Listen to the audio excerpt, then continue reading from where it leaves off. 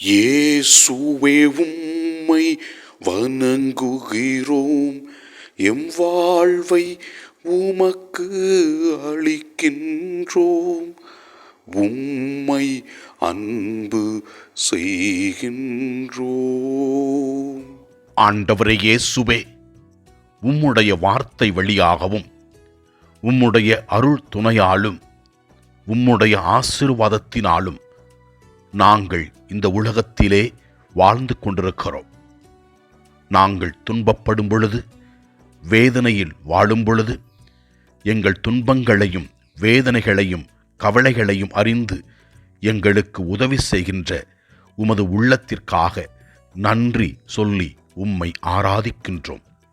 முதல் வாசகத்திலே நாம் பார்க்கிறோம், எரேமியா இறைவாக்கினர் இஸ்ரவேல் மக்கள் செய்த தவறுகளை சுட்டி காட்டியபோது அவர்கள் சினம் கொண்டு அவரை துன்புறுத்தியதை பார்க்கிறோம். இவ்வாறு முதல் வாசகத்திலே நாம் வாசிக்கின்றோம், நீ கண்டிப்பாக சாக வேண்டும் என்று மக்கள் கூச்சலிட்டார்கள் என்று கூறுகிறது. ஆண்டவரின் அருளை உணர்ந்த எரேமியா இறைவாக்கினர் இறைவன் சொன்னதை உரைத்தார். ஆண்டவர் அவரோடு இருந்தார்.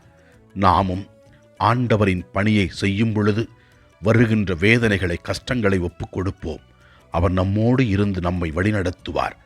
நற்செய்தி வாசகத்திலே இயேசுவின் ஞானத்தை கண்டு அவர் சொந்த ஊர் மக்கள் வியப்படைந்தார்கள்.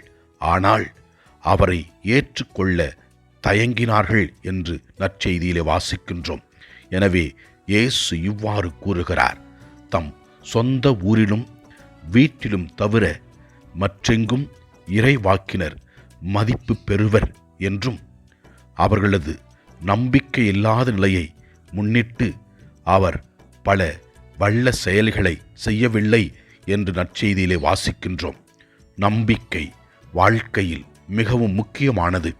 குறிப்பாக கடவுளில் நம்பிக்கை வைப்பது மிகவும் சிறப்பானது, தேவையானது.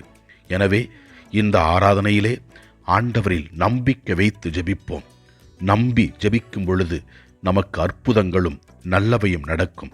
ஆண்டவரே, எங்கள் உள்ளத்தின் தேவைகளை நிறைவு செய்யும். நாங்கள் மகிழ்ச்சியோடு வாழ உதவி செய்யும். எல்லாம் அல்ல இறைவன், தந்தை, மகன், தூய ஆவியார் நம் ஒவ்வொருவரையும் ஆசீர்வதிப்பாராக. இயேசுவுக்கு புகழ். மரியே வாழ்க. ஆமென்.